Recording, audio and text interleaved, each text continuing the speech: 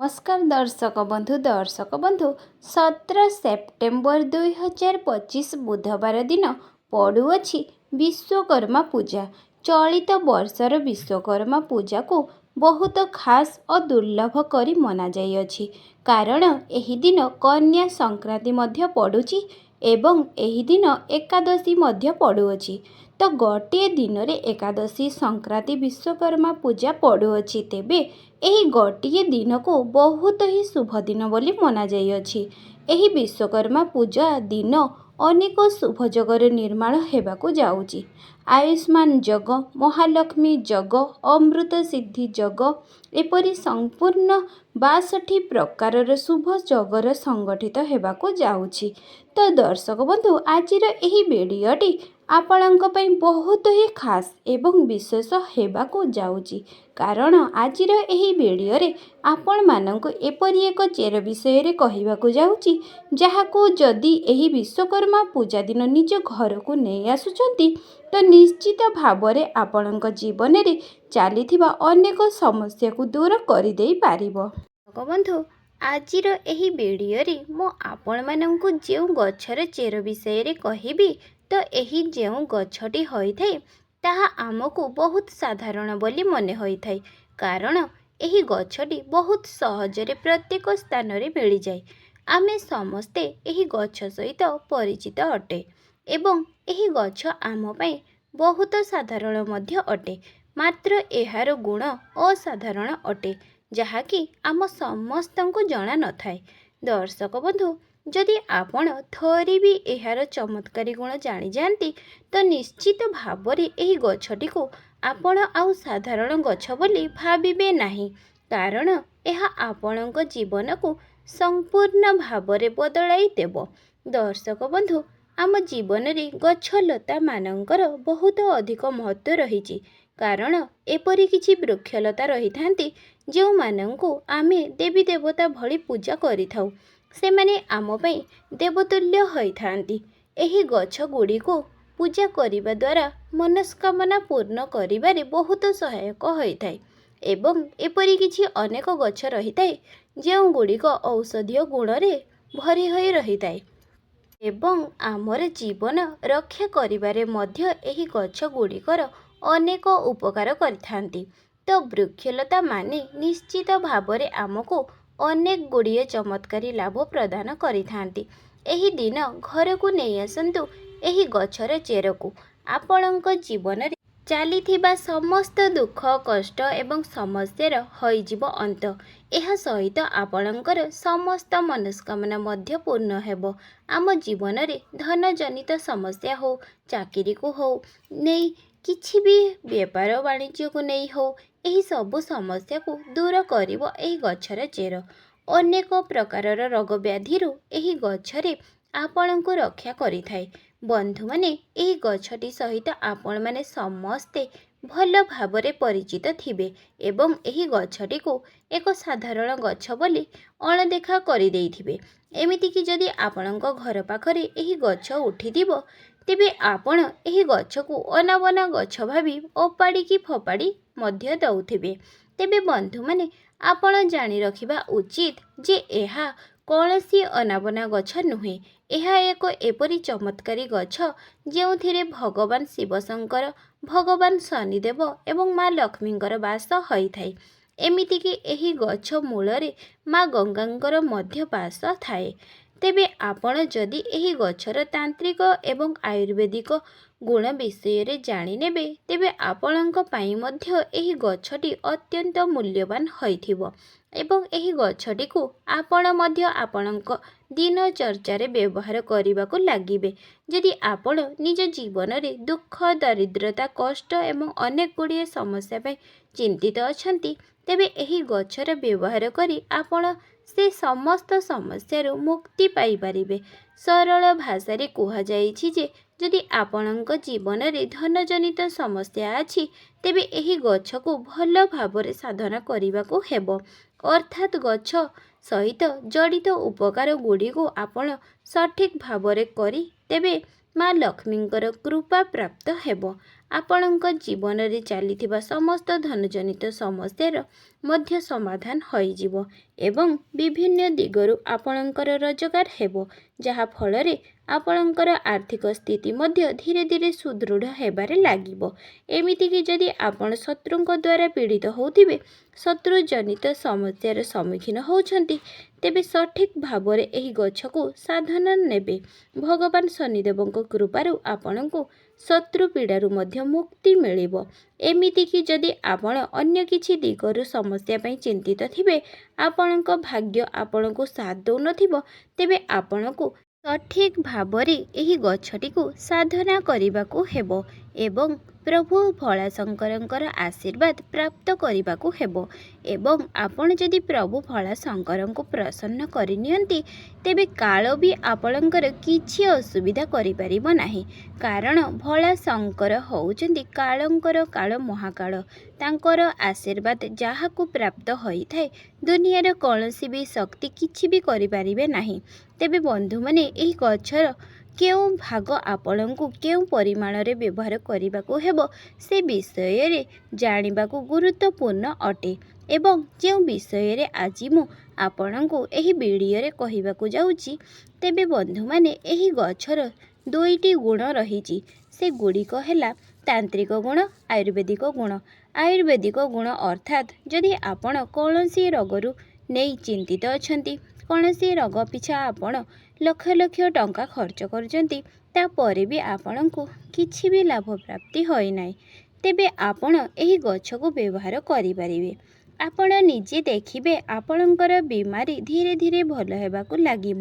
ଏହି ଗଛଟିର ମହତ୍ତ୍ୱ ଆୟୁର୍ବେଦିକରେ ବହୁତ ଅଧିକ ରହିଛି ଏବଂ ଯଦି ଆପଣ ଏହି ଗଛଟିର ତାନ୍ତ୍ରିକ ପ୍ରୟୋଗ ବିଷୟରେ ଜାଣିନେବେ, ତେବେ ଆପଣ ନିଜ ଜୀବନରେ କେବେ ବି କଷ୍ଟ ଦେଖିବାକୁ ପାଇବେ ନାହିଁ। ଧନର ସ୍ରୋତ ଆପଣଙ୍କ ପାଇଁ ବଢ଼ିବାକୁ ଲାଗିବ। ଧୀରେ ଧୀରେ ଆପଣଙ୍କ ଗୃହକୁ ଧନର ଆଗମନ ହେବ। ତେବେ ଏହି ଗଛଟିର ନାମ ହେଉଛି ଅପାମାର୍ଗ ଗଛ। ଏହି ଗଛଟି ସହିତ ଆପଣମାନେ ନିହାତି ଭାବରେ ପରିଚିତ ଥିବେ, କାରଣ ଆମ ଓଡ଼ିଶାରେ ଏହି ଗଛଟି ବହୁତ ଅଧିକ ମାତ୍ରାରେ ଦେଖିବାକୁ ମିଳିଥାଏ। ପ୍ରାୟତଃ ସବୁ ଜାଗାରେ ଏହି ଗଛଟି ରହିଥାଏ। ଏହି ଗଛଟି ନାମ ଏଥିପାଇଁ ଅପାମାର୍ଗ, କାରଣ ଅପାମାର୍ଗର ଅର୍ଥ ହେଉଛି ଓଲଟା ଚାଲିବା ଏବଂ ମଞ୍ଜି ଗୁଡ଼ିକ ଗଛରେ ଓଲଟା ଭାବରେ ରହିଥାଏ। ତେବେ ଏହାର ଏହି ମଞ୍ଜି ଗୁଡ଼ିକ ଓଲଟା ରହିବା ହିଁ ଏହି ଗଛର ବିଶେଷତ୍ୱ ଅଟେ। ତେବେ ବନ୍ଧୁମାନେ, ଆପଣ ଯଦି ବାସ୍ତୁଶାସ୍ତ୍ରରେ ବନସ୍ପତିର ଅଧ୍ୟାୟ ନମ୍ବର 51କୁ ଯିବେ, ସେଠାରେ ଆପଣ ପରିଷ୍କାର ଭାବେ ଦେଖିବାକୁ ପାଇବେ ଯେ ସାଧୁ ସନ୍ନ୍ୟାସୀ ମୁନିଋଷିମାନେ ଏହି ଗଛର ବ୍ୟବହାର କରୁଥିଲେ କିପରି। ପୂର୍ବ କାଳରେ ଏହି ଗଛର ମୂଳକୁ ଲୋକମାନେ ଦାନ୍ତ ଘଷିବା କାର୍ଯ୍ୟରେ ବ୍ୟବହାର କରୁଥିଲେ। ଆପଣଙ୍କ ଦାନ୍ତ ଦରଜ ହେଉଛି, ପାଇରିଆ ହୋଇଛି, ଦାନ୍ତରେ ହଳଦିଆ ପଡ଼ିଯାଇଛି, ଦାନ୍ତରେ ବ୍ୟାକ୍ଟେରିଆ ଜମିଯାଇଛି, ତେବେ ଏହି ସବୁ ସମସ୍ୟା ପାଇଁ ଏହି ଗଛଟି ଆପଣଙ୍କ ପାଇଁ ରାମବାଣ ହୋଇପାରିବ। ତେବେ ପ୍ରଥମେ ଏହି ଗଛର ଆୟୁର୍ବେଦିକ ଗୁଣ ବିଷୟରେ ଜାଣିବା, ତାପରେ ଆମେ ଏହି ଗଛର ତାନ୍ତ୍ରିକ ଗୁଣ ବିଷୟରେ ଜାଣିବା। ତେବେ ପ୍ରଥମେ ଆୟୁର୍ବେଦିକ ଗୁଣ ବିଷୟରେ ଜାଣିବା। ଦାନ୍ତ ମୂଳ ଯଦି ବ୍ୟଥା ହେଉଛି, ବ୍ୟାକ୍ଟେରିଆ ଜମୁଛି, ଅନେକ ଔଷଧ ଖାଇବା ପରେ ମଧ୍ୟ ଆପଣଙ୍କୁ କୌଣସି ଉପଶମ ମିଳିନାହିଁ, ତେବେ ମାତ୍ର 15 ଦିନ ପର୍ଯ୍ୟନ୍ତ ଏହି ଗଛର ମୂଳ କିମ୍ବା ଚେରରେ ଦାନ୍ତ ଘଷନ୍ତି, ତେବେ ଦେଖିବେ ଆପଣଙ୍କୁ ଦାନ୍ତଜନିତ ସମସ୍ୟା ଦୂର ହେବ। ଯଦି ଆପଣ ଆପଣଙ୍କ ମାଢ଼ିରେ କୌଣସି ପ୍ରକାରର ଅସୁବିଧା ଅନୁଭବ କରୁଛନ୍ତି, ତେବେ ଲଗାତାର 1 ମାସ ପର୍ଯ୍ୟନ୍ତ ଗଛ ମୂଳରେ ଦାନ୍ତ ଘଷିବା ଫଳରେ ମାଢ଼ିଜନିତ ସମସ୍ୟା ମଧ୍ୟ ଦୂର ହେବ। ଆଜିକାଲି ଆଣ୍ଠୁ ଗଣ୍ଠି ଜନିତ ସମସ୍ୟାକୁ ଦୂର କରିବା ପାଇଁ ଆମେ ଏହି ଗଛକୁ ବ୍ୟବହାର କରିପାରିବା।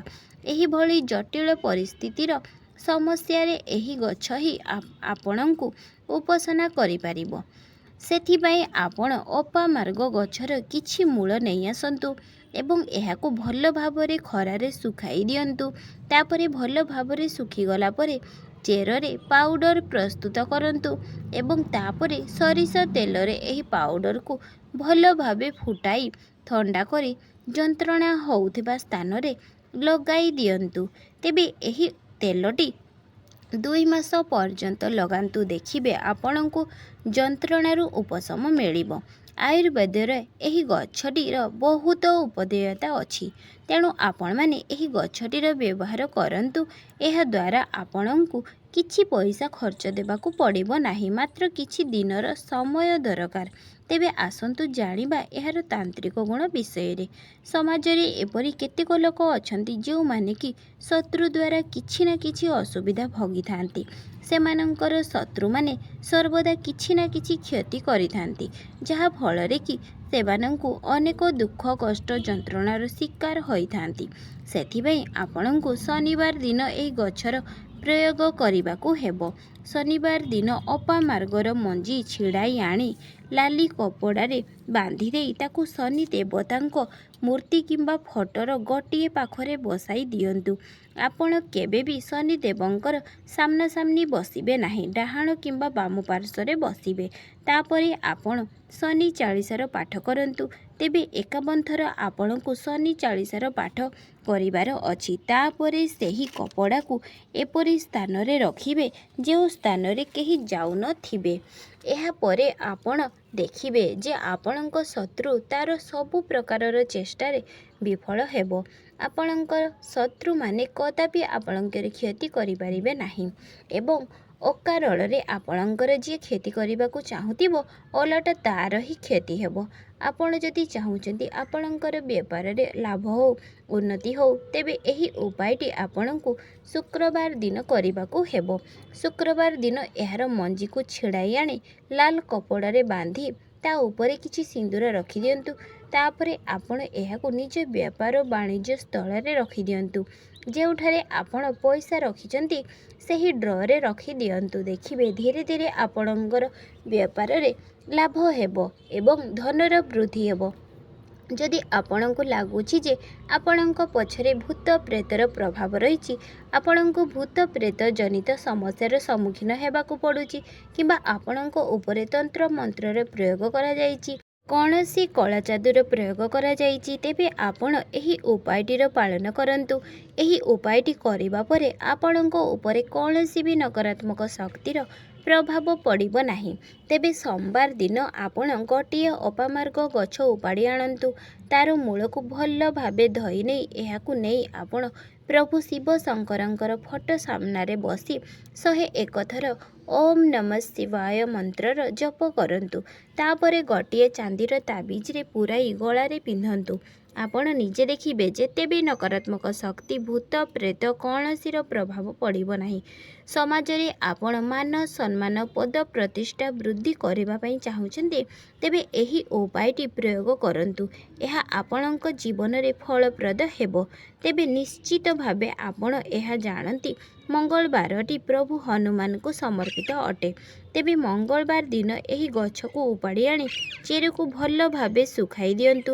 ସେହି ଚେରକୁ ପାଉଡର କରି ରଖନ୍ତୁ ଏବଂ ଆପଣ ଯେଉଁ ତିଳକ ମଥାରେ ଲଗାଇଛନ୍ତି ସେହି ତିଳକରେ ଆପଣ ଏହାକୁ ମିଶାଇ ଲଗାନ୍ତୁ। ଦେଖିବେ ଆପଣ ବେପାର ବାଣିଜ୍ୟ ଚାକିରି କ୍ଷେତ୍ରରେ ଯେଉଁ ସ୍ଥାନକୁ ଯିବେ ଏହି ତିଳକ ଲଗାଇଗଲେ ଆପଣଙ୍କୁ ଶୁଭ ଫଳ ମିଳିବ।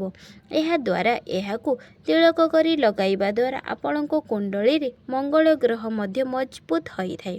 ତେବେ ବନ୍ଧୁମାନେ ଉପାୟ ଗୁଡ଼ିକ ଅତି ସହଜ ଅଟେ। ଆପଣ ଯଦି କିଛି ସମୟ ବାହାର କରି ଉପାୟ ଗୁଡ଼ିକୁ ବିଶ୍ୱାସର ସହ ପାଳନ କରନ୍ତି, ତେବେ ଦେଖିବେ ଆପଣଙ୍କୁ ଆପଣଙ୍କ ଜୀବନରେ କୌଣସି ପ୍ରକାରର ସମସ୍ୟା ହେବ ନାହିଁ। ଆପଣ ସଫଳତା ଲାଭ କରିବେ। ତେବେ ଆଶା କରୁଛି ଆଜିର ଏହି ଭିଡ଼ିଓଟି ମୋର ନିଶ୍ଚୟ ଭଲ ଲାଗିବ। ଭିଡ଼ିଓଟି ଭଲ ଲାଗିଥିଲେ ଭିଡ଼ିଓଟିକୁ ଗୋଟିଏ ଲାଇକ୍, ସବସ୍କ୍ରାଇବ୍ ନିହାତି କରନ୍ତୁ। ଜୟ ଜଗନ୍ନାଥ।